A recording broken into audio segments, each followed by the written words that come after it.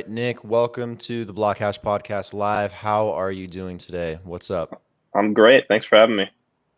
Of course, of course. So, where are you from? I'm from Boston. You like Yeah. Boston?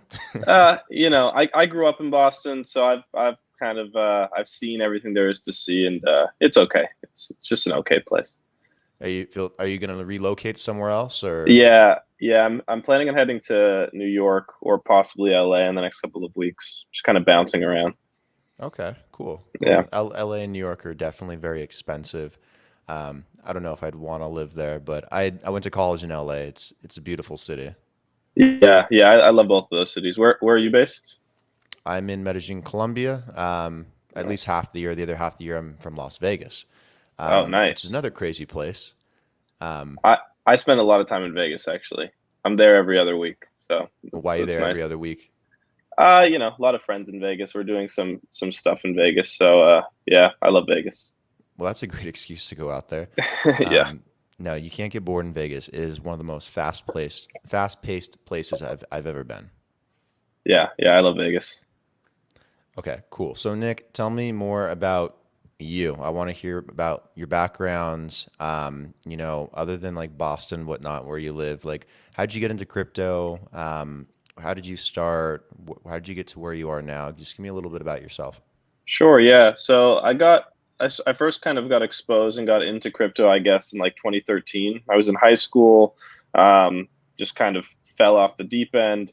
I was really like I was just kind of focused on software engineering at the time, taking a lot of sort of like online classes through kind of like various open courseware, and so was into sort of the engineering side of it. After high school, I just kind of like stayed in it as I was like building a career as a software engineer, essentially. And then at the beginning of 2018, I joined John Hancock and Manulife, two of the largest life insurance companies in the U.S. and Canada, to lead their blockchain engineering. And that's where we created the first public blockchain project done by a large institution at the time. This was before a lot of Facebook stuff. This was before EY stuff. This is when the trend was blockchain, not Bitcoin. Everyone was focused on consortium change at the institutional level. And we created a sort of decentralized risk pooling protocol on public Ethereum. Yeah. And so that's kind of what my path up to Upshot was. Awesome, cool. Yeah, so it seems like you've had a little bit of experience in the field already, leading up to Upshot. Was there anything that got you into crypto that was like an important point in your life? Like, did you like buy Bitcoin and have a realization, or did you get obsessed with NFTs? I've heard all kinds of stories. Was it like a single moment where you're like, I want to be in this space? I don't think there was a single moment for me. I think it was just this like higher level implication of the sort of drastic restructuring of power structures, or kind of reimagining of power structures that sort of the blockchain and crypto more broadly brings forth, and that's really what kind of got me excited, keeps me excited in the space, and why I'm here, kind of. Nice. Yeah, it's such a fast evolving space. So much going on all the time. So many moving parts. It's exciting just in general, and I love being a part of it and learning new things. And I learn things every single day. And I'm talking to people all the time, Yeah, and I can't keep up with it. It's crazy. yeah. There's new stuff happening every day. It's impossible not to get inundated with new facts on a daily basis. Exactly. Speaking of new stuff, tell me about Upshot. So, what is it that you guys are trying to accomplish? Yeah, so I'll start with sort of the NFT focus, and we can get into like the broader aims of Upshot in a little bit. But essentially, what we're building is a kind of crowdsourced NFT appraisal platform. NFTs are these types of assets that are obviously very difficult to price. I think that's sort of like the biggest woe from a UX perspective, and just what's limiting the sort of design space or adoption of NFTs is they're just difficult to price. And what we identified is that this is kind of due to some innate properties in the types of assets they are, primarily in that they are both non-fungible and low velocity, which means they don't change hands very often. And that means that the open market has a difficult time pricing them efficiently. And when you look to similar types of assets in the real world, you see things like real estate and physical art, other non-fungible low velocity assets, relying somewhat heavily on the use of appraisals to kind of create efficient pricing mechanisms for them. And like the problem there is why we can't bring that one-to-one into the space is that that relies on identity, on firms, on reputation, and we're living in a pseudonymous environment that can't support those sort of primitives naturally. And so what we've built is sort of at a lower level a general purpose kind of question and answer protocol that incentivizes different people in a pseudonymous environment to answer subjective questions honestly, and that kind of is what powers the entire NFT appraisal platform. How do you guys go about appraising an NFT? Like, do you guys have a specific process you go through for doing that, or do you look at other metrics to help make that judgment call, or what's the general idea behind it? I would say our main focus is building the platform and the sort of foundation for any NFT appraiser to leverage their processes. And what we're really trying to do is build an efficient and robust kind of subjective consensus mechanism that brings together many different insights from different appraisers using different processes and boil it down into a single sort of appraised price point. So that's what I'd say our main focus is. We are kind of building models to act as appraisers within the system ourselves, and they rely on sort of different features, I guess, when pricing NFTs based on the type of NFT it is. For example, a collectible, what really matters is the combination of traits and how rare that combination of traits are.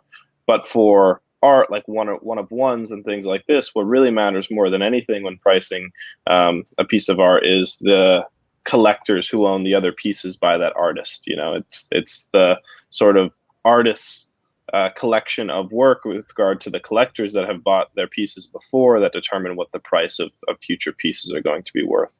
And so it depends on sort of the category of NFT for our own models, but we're really trying to build this kind of general purpose platform for appraisals.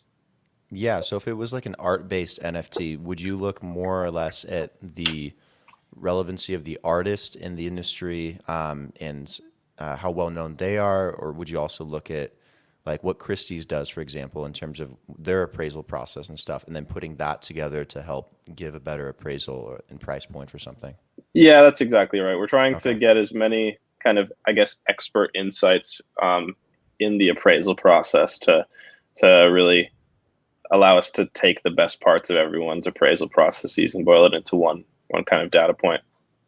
Okay, so you guys mostly focus on art, collectibles, trading cards, whatever might be in the space, or also like tokenized assets, like under NFTs, like potentially real estate or something like that being represented by an NFT.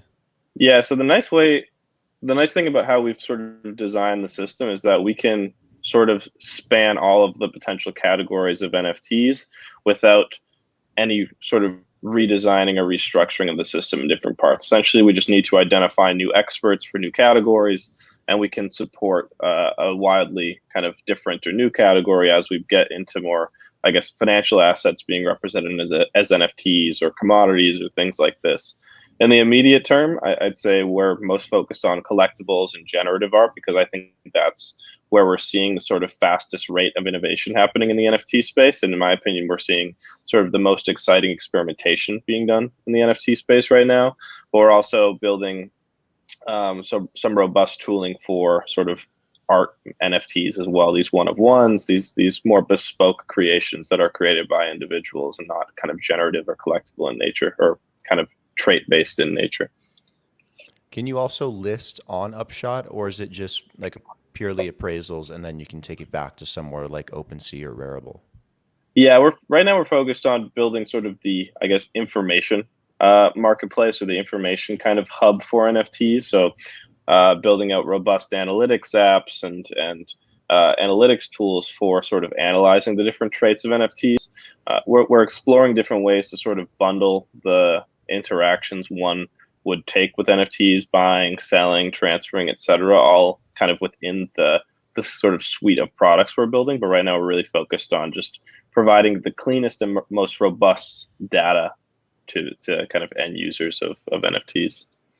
Would you guys like to list NFTs at some point and just have it like on your own platform? Is that like a potential future plan?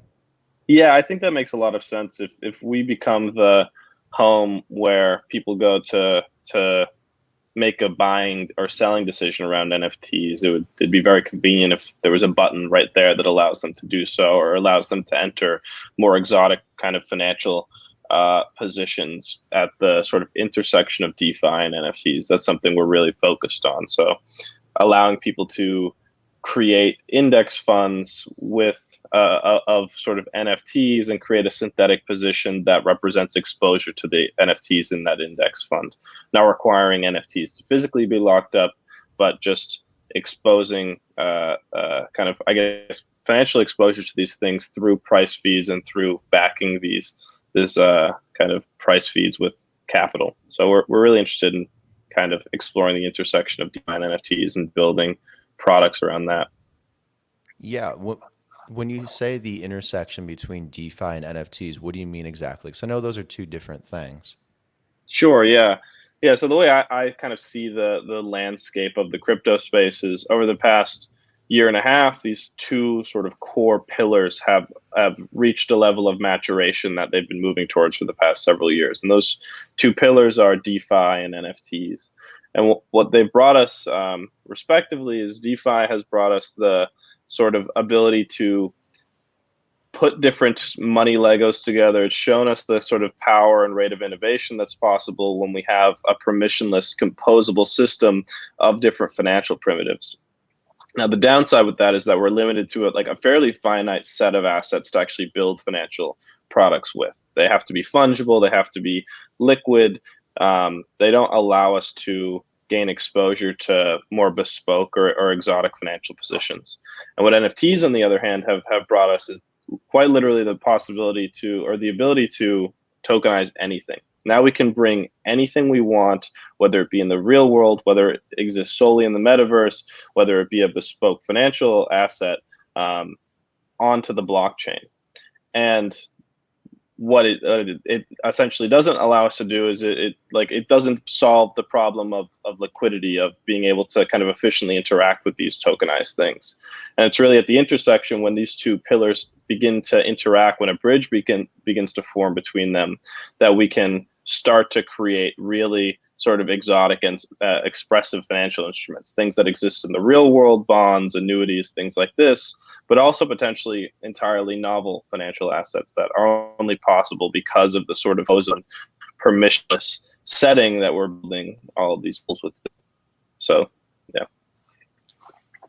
What do you think about DeFi just in general? Like it's a really interesting space and it can get really deep and technical, but it's I don't know. I love it. There's so much new stuff in the space all the time, but I feel like it's always like revolving around like DeFi and NFTs too. But like DeFi's always got like some new solution and some new project and some new food-based swap. And yeah, do you have an opinion on the space?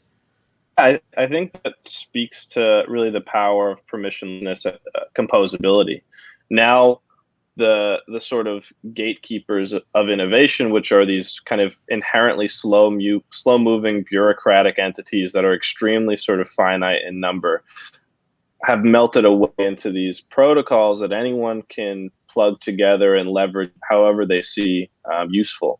And so what happens then is we have this extremely sort of efficient labor market and experimentation setting where new protocols can be made without anyone's permission, and new innovations can kind of spring forward at a rate that is far faster than what's possible with the kind of prior institution-led environment that most of our financial systems kind of lived within. So it's really just allow us to pour gasoline on the fire of financial innovation, which is very powerful, obviously.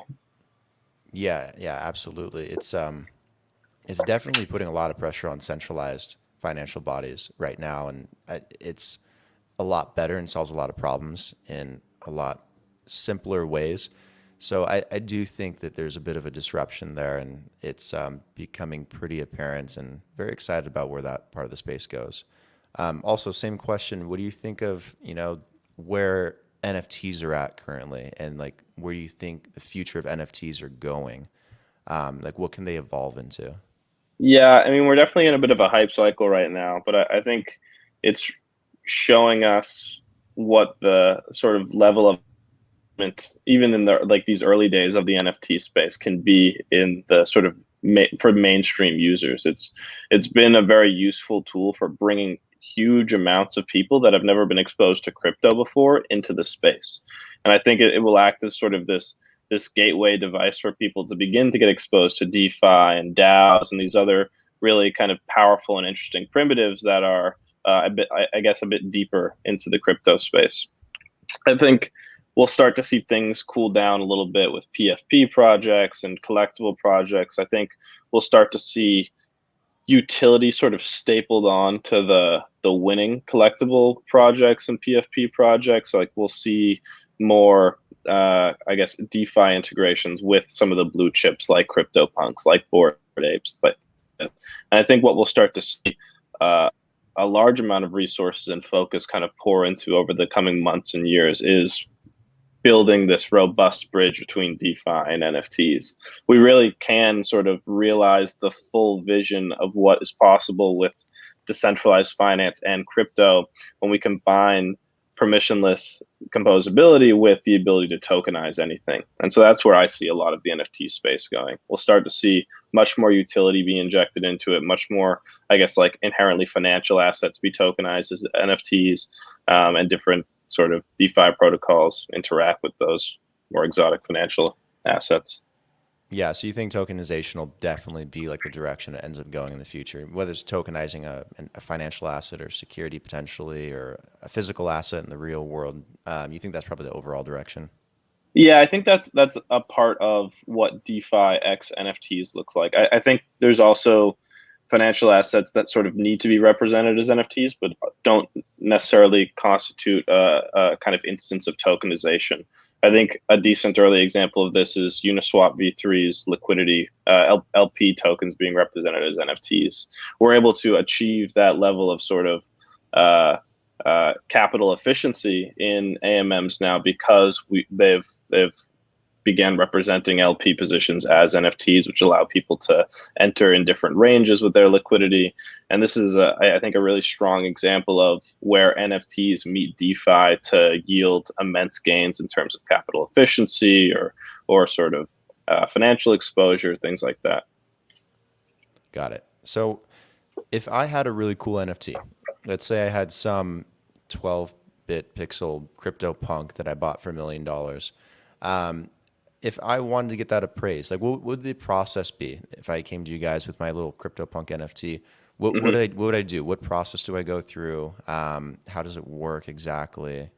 Yeah, so we'll be standing up a sort of like we're building out a suite of, I guess, sub apps within the like next release of the Upshot system in the coming weeks that will allow you to come with any NFT in your collection and essentially just get it appraised. And the way we're building this sort of improved Ask app is you'll get a price immediately for it just based on historical appraisals of related NFTs to the one you're getting appraised. And that will go through the sort of appraisal process to have that price then verified. And you can pay for this appraisal in a variety of ways based on sort of the kind of supply and demand of the appraiser markets. And you'll get a sort of verified price that has gone through this kind of manual appraisal process anywhere from a few hours to a few days later. But the kind of nice thing of this new format is it will quote you a price immediately for the asset in most instances, unless it's a very new collection or it's a very kind of niche collection. What about like a rolling appraisal? Like, what if you had something that was popular, or something that was getting popular? Because you buy some NFTs sometimes, and 1 month ahead before it's like worth something, and then a month later, all of a sudden, it's super popular and worth a ton more.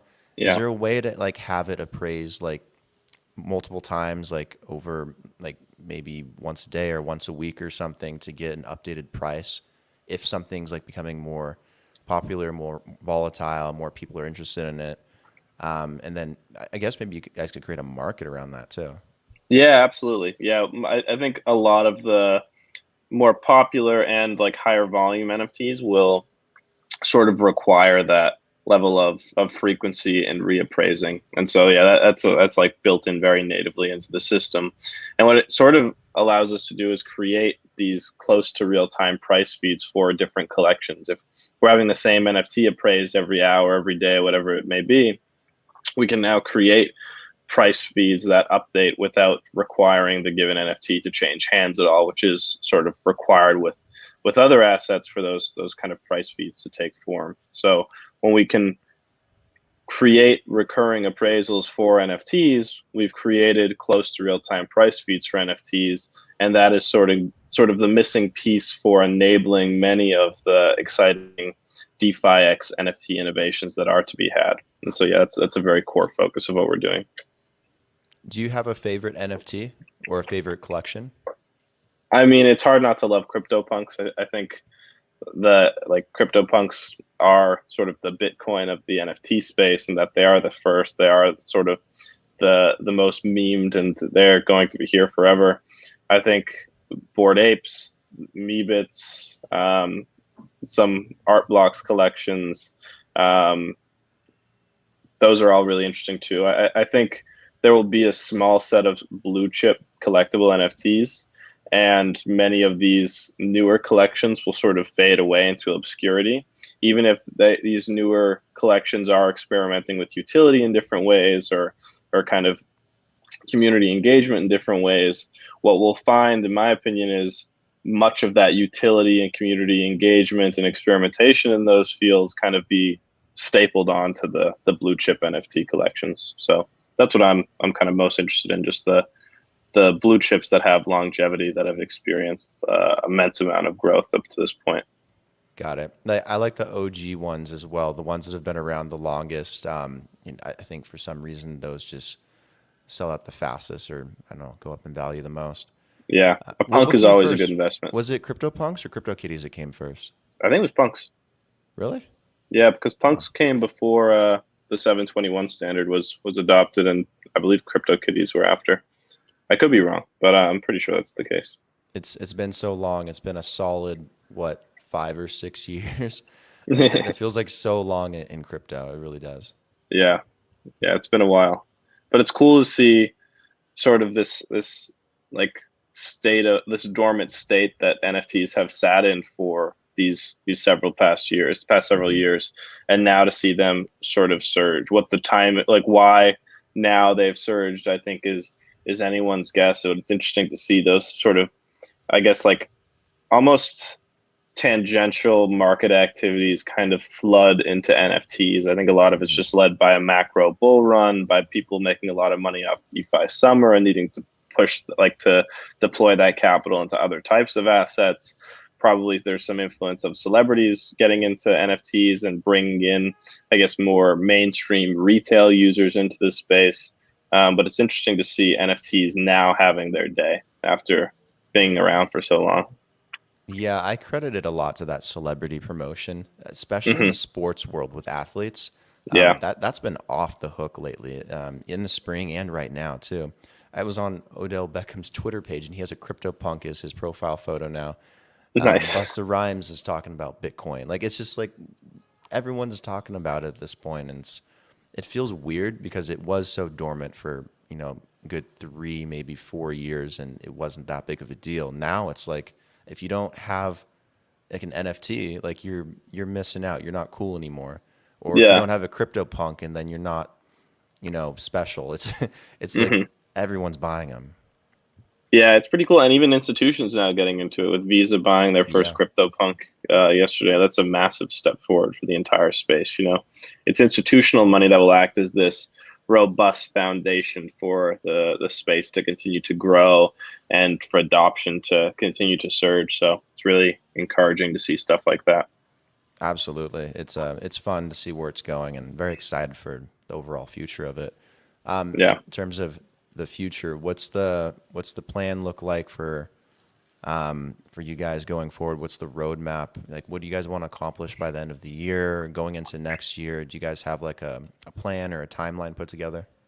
Yeah, so we have this suite of products that we're going to be releasing in sort of a rolling fashion over the coming weeks into the coming months, that will sort of build this, I guess, like end-to-end experience around NFTs and information around NFTs with the analytics app that'll be going out, the sort of more robust appraisal app, and I guess Ask app where you'll come and actually like request to have your NFTs appraised, and then shift much of our focus once that the groundwork is laid to building out the intersection of DeFi and NFTs. We're particularly focused on building out NFT synthetics, which is allowing people to essentially gain exposure to NFTs by entering, I guess, synthetic positions of NFTs, similar to how synthetics, the protocol, works with various assets. You can do the same thing with NFTs. All that's required to build a synthetic version of an asset or a synthetic representation of an asset